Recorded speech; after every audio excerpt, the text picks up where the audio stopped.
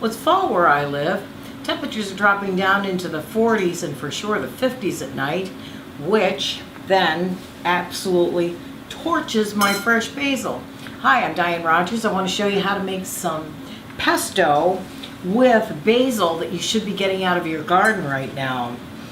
Mine doesn't look the best because the cold has hit it, so some of the leaves have turned black, but it'll still make a pretty good pesto.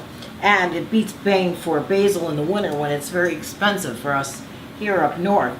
So here what I've done is cleaned the basil. I did grow some Genovese basil this year, which is excellent stuff. And I took all the stem out, including any large stems. Whoops, I missed some. Any of the large stems from some of the big leaves. And having said that, all we have in here are just the leaves. That's it. Might have missed a couple. But I want to show you how to make this in a mortar and pestle. It's really a wonderful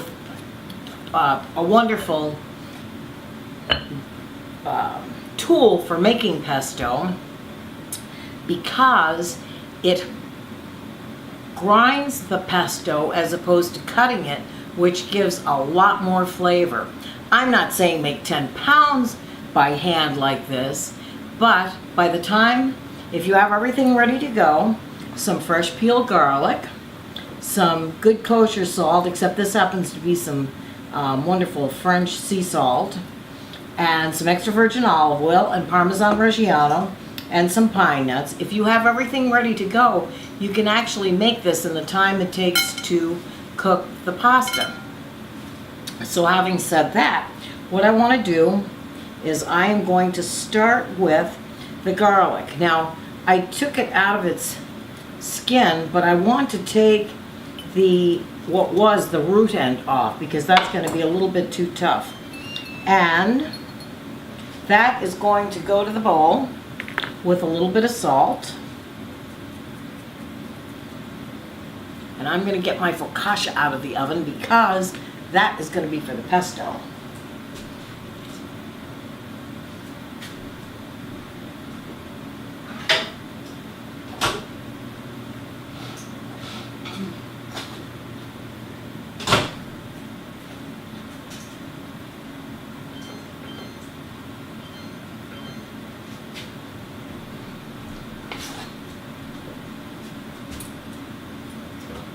Oh good, nice warmed herb focaccia. Anyway, so we have some garlic with the skin off in the bottom of the bowl, and I am going to pound and start smashing this up with the salt just to create a paste out of that.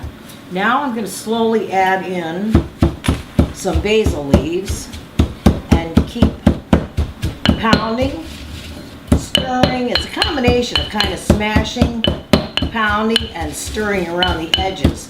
Come up the sides and keep it going. I really like this mortar and pestle. It's also good for more than just basil. Use it to grind your spices, make guacamole in it. I made a preserved lemon aioli in it. It's absolutely wonderful. Take some preserved lemon, rinse it, take the skin off, put it in the bowl with some fresh garlic, and then mayonnaise, whether it's store-bought or whether you make it yourself. I find that some Hellmann's works just fine and cuts a lot of time off.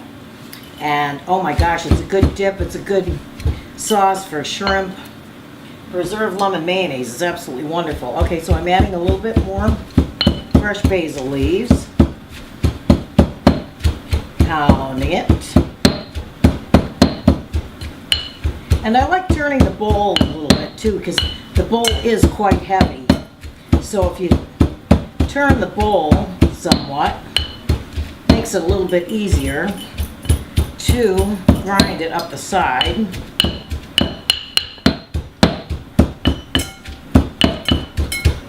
Takes a little bit of elbow grease, but it's smashing up to a paste just fine. You want to keep the mortar, the bowl anyway, on the counter, but put something underneath, especially if you have granite countertops, because it will scratch it. And keep pounding away till you have a paste. I'm going to add one more round of basil in there because I want enough for some linguine that I just made.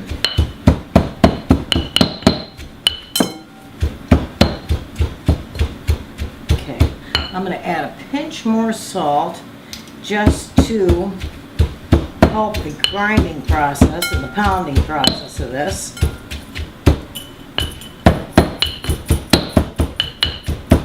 This is a nice bowl. I got it from Williams Sonoma, and I really like it because it's nice and tall, so when you're making pesto in it, you don't end up wearing it because this will splatter out. Also, I taught some people with a molcati, which I really like, except mine is kind of old, and unfortunately, I think it's starting to break down a little bit, which added too much grit to it. So I had to retire that one. Very sad. But this one works great, and straight-sided works really well. Okay, so after I have this pounded really nice to a paste, I'm going to put in a couple tablespoons of pine nuts, and we're going to pound those up with the basil. I could have actually put this in with the garlic and the salt at the beginning, but this works good. Then, to facilitate this just a little bit more, I'm going to add some extra virgin olive oil, like a tablespoon to start with. I really like Zoe. Olive oil is an ingredient that is a lot of personal taste. Some people just don't like it. But with pesto sauce, what you want to do, in my opinion, is buy the best ingredients you can. There's only 5 ingredients going in this bowl, so you might as well make them really good. And Zoe is a decent price, and it's really good oil. Your big box stores have good oils too. Costco has some pretty good oil. Sam's oil is pretty good. And cost effective, especially if you're doing a lot of this. So now that I have a nice paste going and a good workout in the arm, I am adding a bit more oil to that and stirring that in there. And then, now I'm going to add some Parmesan to it. Boy, this is looking really nice in this bowl. Kind of hard to see, but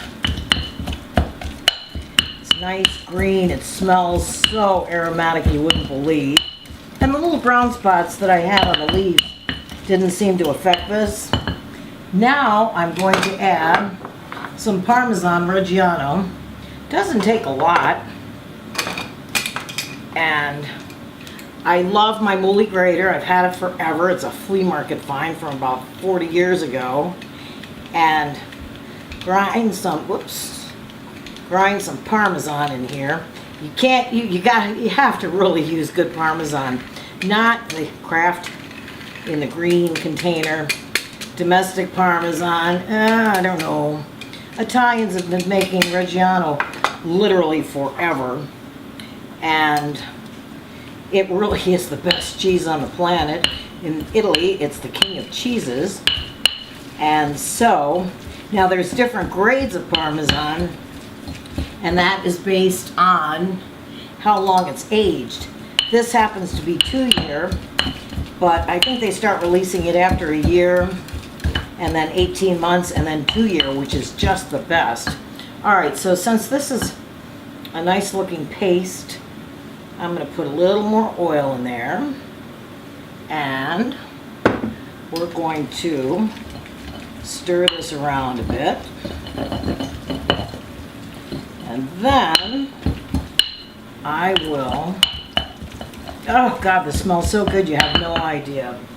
I am going to put this in the bottom of this bowl because this first batch I am going to tossed with some linguine that I just cooked. The next batch I will have for the focaccia. So into the bottom of the bowl. Now the linguine, when you add pesto to pasta, you're not cooking this sauce. It goes in when it is just made, and you toss the pasta in it, but you don't heat it again. The heat from the pasta, if this is stone cold, if you make it in advance, the heat of the pasta will warm the oil to get it coating the noodles. So that in the bottom of the bowl. Now, oops, a little bit more in there. Now, to add pesto, and then we're going to toss this up. Whenever you're making pasta, you always want to coat the noodles really well. It's not a blob of sauce on top of cooked noodles. You want to actually coat the noodles. When you're doing warm sauces, do them in the pan so that the sauce warms the pasta through, or the pasta warms the sauce through, either way, and the pasta actually absorbs some of the sauce as it warms, making it quite flavorful. I see a lot of Italian restaurants that just put the sauce on top, and that's not quite right. So anyway, doesn't that look wonderful? And on the pasta, French bread. Oh my God, this is going to be so good. I love pesto on bread. It's such a great snack. Great dip for shrimp too. So, there you have it. Pesto in a mortar and pestle. And I hope that you try it just once with this so you see what the flavor is all about, because you will be quite surprised at how good it is if you're pounding instead of cutting it. And give it a try, see what you think, and leave me some comments. Well, we really should be trying this. I forgot that part. So let's go back. Not exactly the best choice. However, let's go back. I cut myself a little piece of focaccia that was just right out of the oven.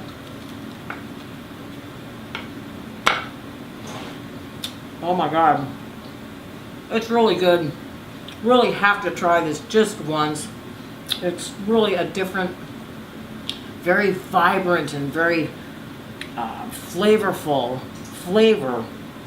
So get the basil out of your garden, pound away. And again, thanks for watching. I'm back.